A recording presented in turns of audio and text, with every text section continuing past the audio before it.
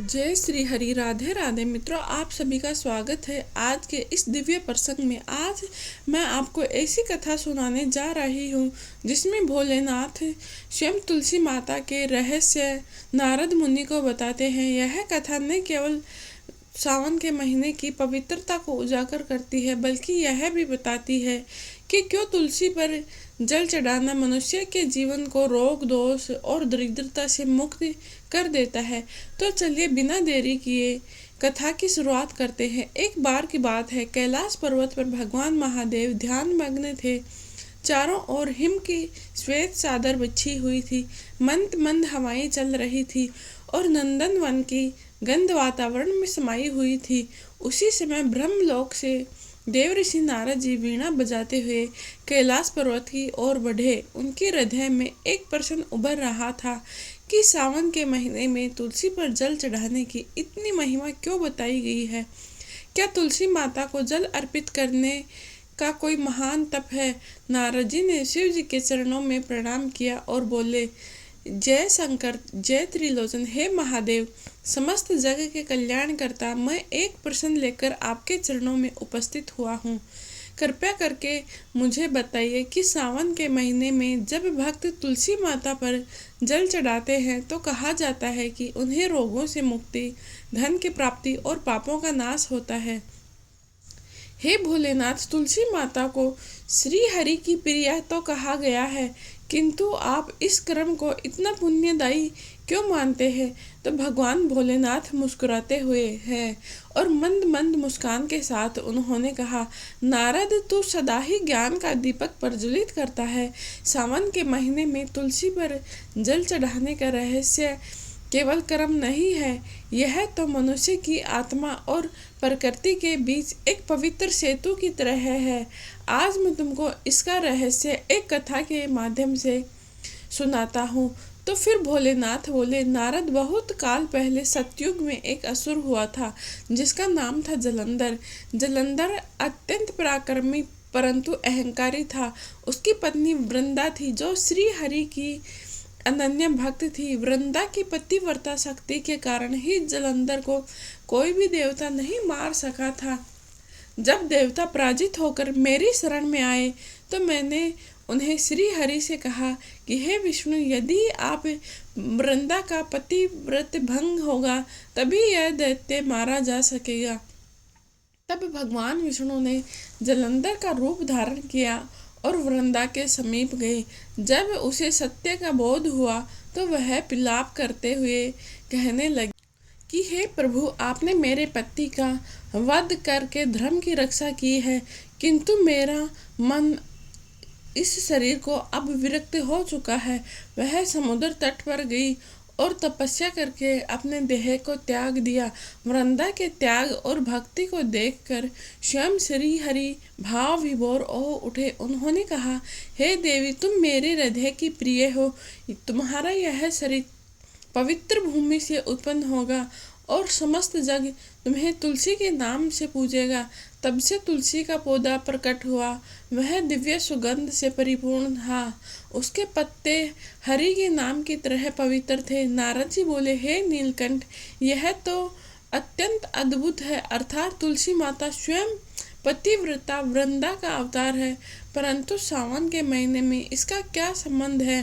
तो नारद जी, तुलसी का जल हर मास में शुभ होता है, परंतु सावन के महीने में विशेष रूप से इसलिए यह पवित्र होता है क्योंकि यह मेरा महीना है और तुलसी श्री हरि की प्रतीक है। जब हर और हरि का संगम होता है तब सृष्टि में सर्वश्रेष्ठ ऊर्जा प्रकट होती है। इसीलिए सावन के महीने में जब कोई भक्त तुलसी माता पर जल चढ़ाता है तो वह जल केवल पत्तों को नहीं छूता, वह हरि हरि संगम ऊर्जा को जागृत करते हैं। इससे मनुष्य के जीवन में जो भी नकारात्मकता है, पाप है, रोग है, भय होता है, वह उसी क्षण नष्ट हो जाता है, क्योंकि तुलसी के पत्ते का जीवन प्रत्येक का है। जब जल आत्मा और पवित्रता का प्रतीक है तो शिव बोले, नारद, जब भक्त तुलसी माता पर जल चढ़ाता है तो उसे तीन वरदान प्राप्त होते हैं। पहला वरदान है रोग मुक्ति का, क्योंकि तुलसी माता का पौधा औषधि का स्वरूप होता है। दूसरा वरदान प्राप्त होता है धन वैभव का, क्योंकि यह विष्णु की कृपा का प्रतीक माना जाता है। और तीसरा वरदान के रूप में प्राप्त होता है आत्मिक शांति, क्योंकि यह शिव और विष्णु के मिलन का रूप होता है। यही कारण है कि सावन के महीने में तुलसी पर जल देने से भक्त के पाप क्षीण हो जाते हैं।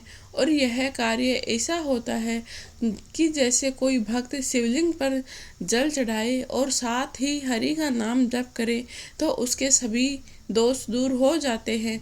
नारद जी बोले, हे भोलेनाथ, यदि कोई व्यक्ति तुलसी पर जल अर्पित करे परंतु उसके मन में श्रद्धा नहीं हो तो क्या उसे भी फल का प्राप्त होता है? तो भगवान भोलेनाथ बोले, नारद, श्रद्धा ही भक्ति का मूल होता है। यदि मन शुद्ध नहीं है तो कर्म अधूरा ही रहता है। परंतु तुलसी माता इतनी करुणामयी है कि वे उस व्यक्ति का भी कल्याण करती है जो अज्ञानवश उसके समीप आता है, क्योंकि तुलसी माता का आशीर्वाद बिना भेदभाव के सभी को प्राप्त होता है। नारद जी, याद रखना, तुलसी पर जल चढ़ाना केवल एक धार्मिक कर्म नहीं होता है, यह आत्मा को निर्मल करने का साधन भी होता है। जब मनुष्य प्रातःकाल तुलसी के समक्ष दीपक जलाकर जल अर्पित करता है तो उसके जीवन के दोष, नकारात्मक विचार और पिछले जन्मों के बंधन स्वतः ही मिटने लगते हैं। तो नारद जी ने विनती की कि हे भोलेनाथ, क्या आप मुझे यह भी बताएंगे कि सावन के महीने में तुलसी माता की पूजा विधि क्या है और कौन कौन सी गलतियां भक्तों को नहीं करनी चाहिए?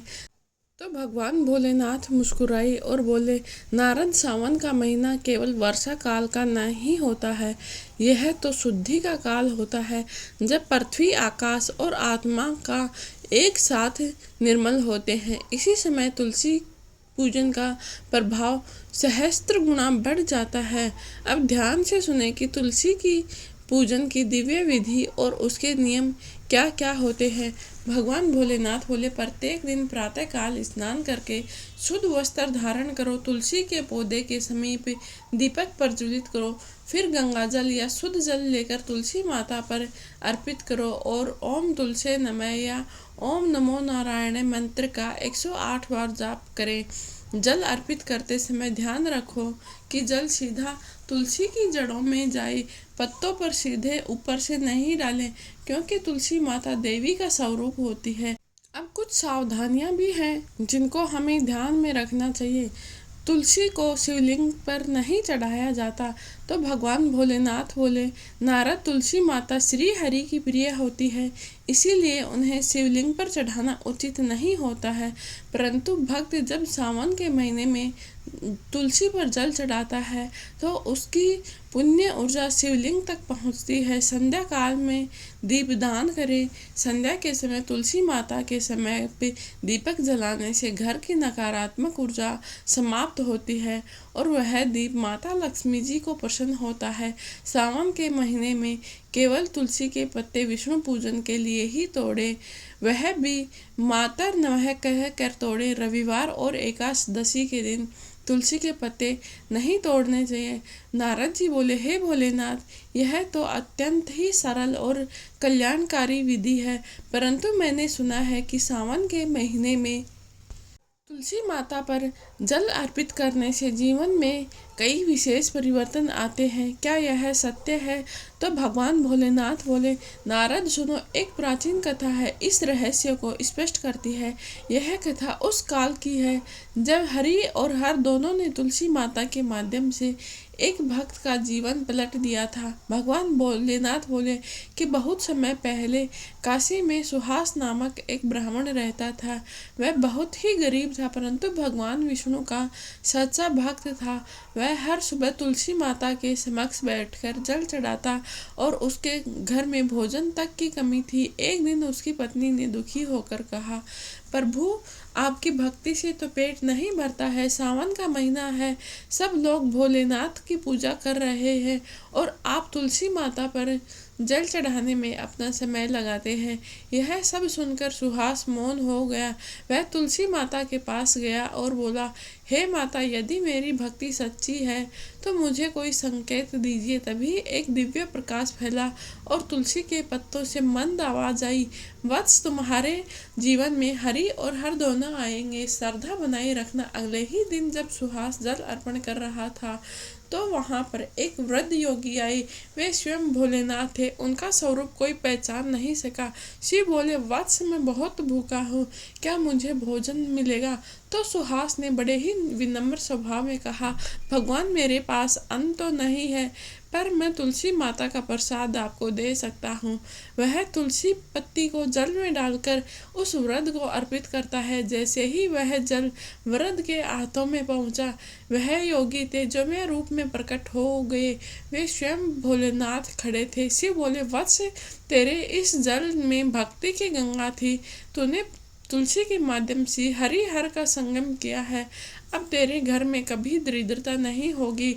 उसी क्षण भगवान विष्णु भी वहां प्रकट हुए और बोले, सुहास, तुलसी जल से तूने मेरे और शंकर दोनों को प्रसन्न किया है, तो तेरे घर में हमेशा के लिए माता लक्ष्मी जी का वास होगा। तब से सुहास का घर धन, संतोष और शांति से भर गया। तो नारद बोले, हे भोलेनाथ, यह तो अद्भुत कथा है, अर्थात तुलसी जल से हरि और हर दोनों प्रसन्न होते हैं। तो भगवान भोलेनाथ बोले, नारद, यही तो रहस्य है कि जब कोई भक्त तुलसी पर जल चढ़ाता है तो वह जल तुलसी माता के माध्यम से विष्णु तक पहुँचा है। क्योंकि वह जल सावन के महीने में अर्पित होता है तो वह मेरे माध्यम से पवित्र हो जाता है। इस प्रकार एक साधारण भक्त भी उस पुण्य का अधिकारी होता है जो गंगा स्नान, यज्ञ और हजारों दानों से मिलता है। भगवान भोलेनाथ बोले, नारद, भक्तों को यह मंत्र का जाप अवश्य करना चाहिए। तुलसी नमः शुभाम देहि सर्व पाप प्रकाशनी विष्णु प्रिया नमस्तुम्बे नमस्ते तुलसी शुभे। इस मंत्र के साथ यदि कोई व्यक्ति तुलसी पर जल अर्पित करता है तो उसके पितरों की आत्मा को भी शांति मिलती है। तुलसी पूजन करने से बहुत ही चमत्कारी लाभ होते हैं। भगवान भोलेनाथ बोले, तुलसी की पूजा करने से मनुष्य जन्म जन्मों के दोष मिट जाते हैं, मानसिक रोग और शारीरिक रोगों से मुक्ति मिल जाती है। जो भी व्यक्ति तुलसी की पूजा करता है उसका वैवाहिक सुख, दाम्पत्य जीवन में प्रेम और सामंजस्य आता है। जो भी भक्त बड़े ही श्रद्धा भाव से तुलसी माता की सेवा करती है, निसंतान दंपति को संतान प्राप्ति का योग बनता है। जिस घर में माता तुलसी जी की पूजा होती है उस घर में लक्ष्मी जी का स्थायी वास होता है। जिस घर में तुलसी माता की पूजा होती है वहाँ पर पूर्वजों की आत्मा प्रसन्न होती है, मन का भय, द्वेष और अस्थिरता मिटती है। तो नारद जी बोले, हे भोलेनाथ, आपकी कृपा से तुलसी पूजन की संपूर्ण रहस्य स्पष्ट हो गया, परंतु भक्तों को यह भी जानना चाहिए कि सावन में कौन से दिन तुलसी पूजन के लिए सर्वश्रेष्ठ होता है।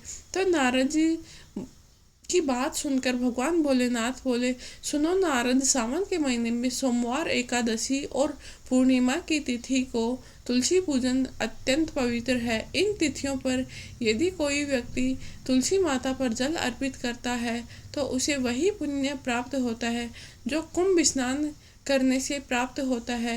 विशेषकर सावन के महीने में तुलसी की पूजन करने से हर मनोकामना पूरी होती है। एकादशी को तुलसी माता की पूजा करने से व्यक्ति के सभी पाप नष्ट हो जाते हैं और पूर्णिमा को पूजा करने से परिवार में सुख, समृद्धि, शांति आती है।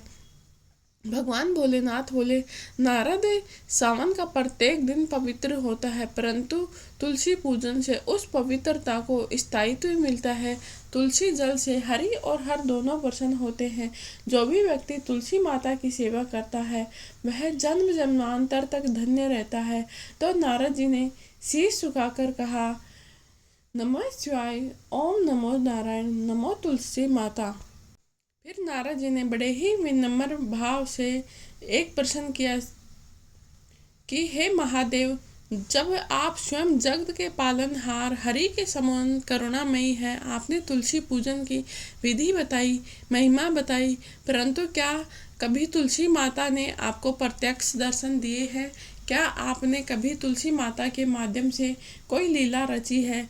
तो भगवान भोलेनाथ मुस्कुराए और मंद मुस्कान के साथ उत्तर दिया, नारद, यह प्रश्न अत्यंत ही सुंदर है। तुलसी माता केवल श्री हरि की प्रिय नहीं होती है, बल्कि मेरे भी भक्तों के उद्धार करने में सहायक होती है। सुनो, मैं तुम्हें एक ऐसी कथा सुनाता हूँ जिसमें तुलसी माता ने स्वयं दर्शन देकर एक भक्त का जीवन परिवर्तित किया था।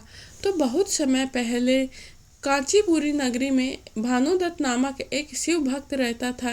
वह प्रतिदिन शिवलिंग पर जल चढ़ाता था, मंत्र जाप करता था, परंतु उनके जीवन में कभी दुखों का अंत नहीं रहता था। उनके बच्चे बीमार रहते, व्यापार में हानि होती थी, घर में क्लेश का वातावरण बना रहता था।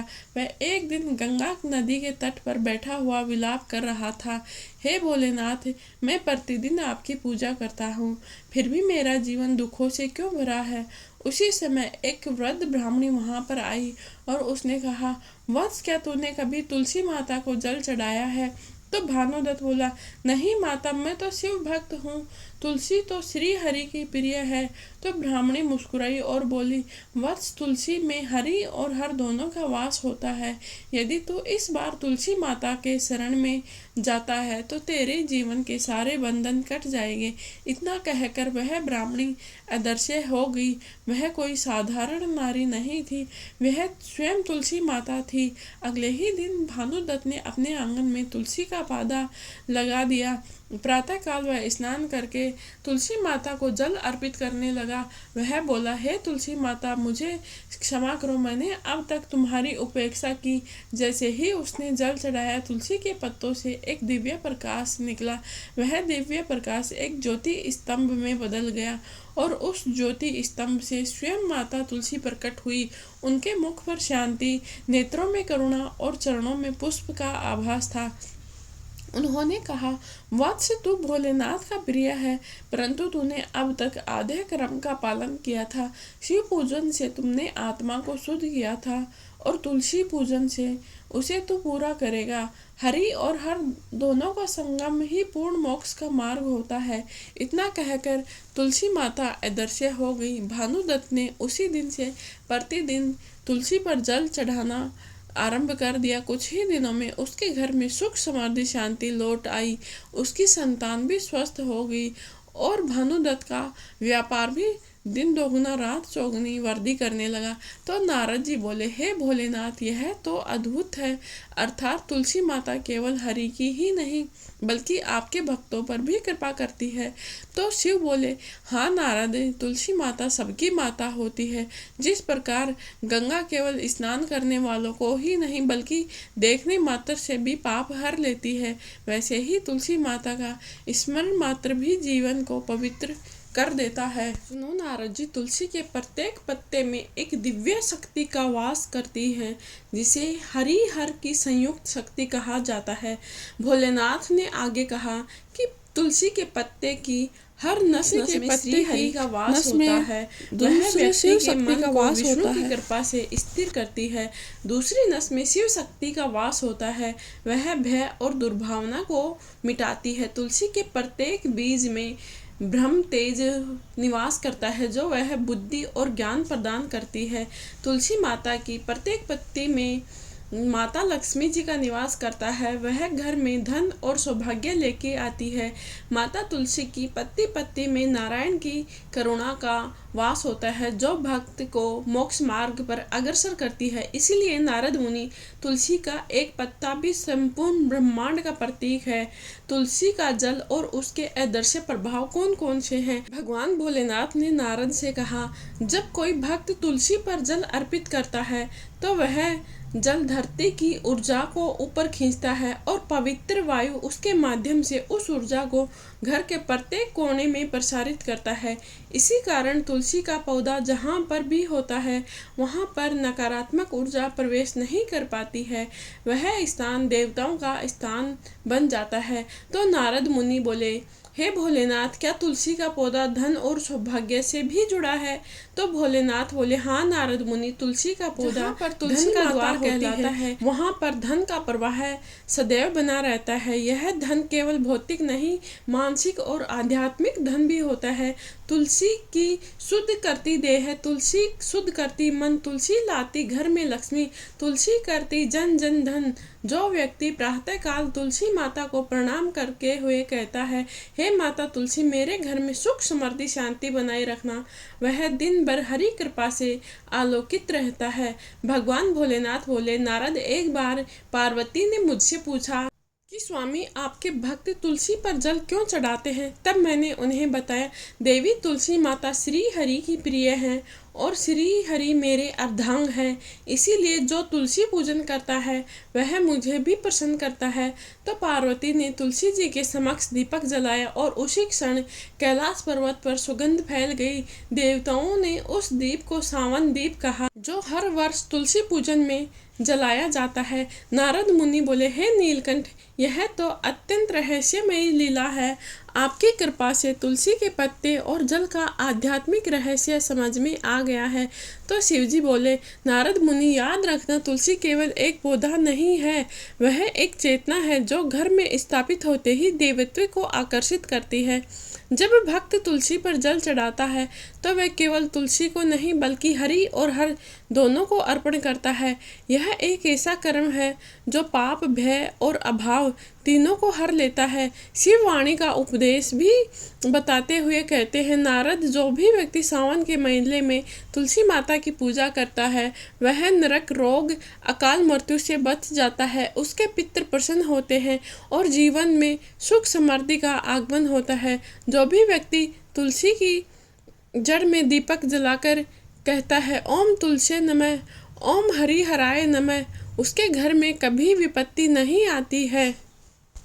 नारद जी ने भगवान शिव के चरणों में प्रणाम किया और बोले, हे भोलेनाथ, आपने तुलसी माता की शक्ति कृपा के जो रहस्य बताए वह समस्त भक्तों के लिए एक जीवन का दीप बन जाएगा। भोलेनाथ ने आशीर्वाद दिया कि जो भी इस कथा को सावन के महीने में या किसी भी महीने में सुनता अथवा सुनाता है, उसके घर में सदा के लिए तुलसी और लक्ष्मी दोनों का वास रहेगा।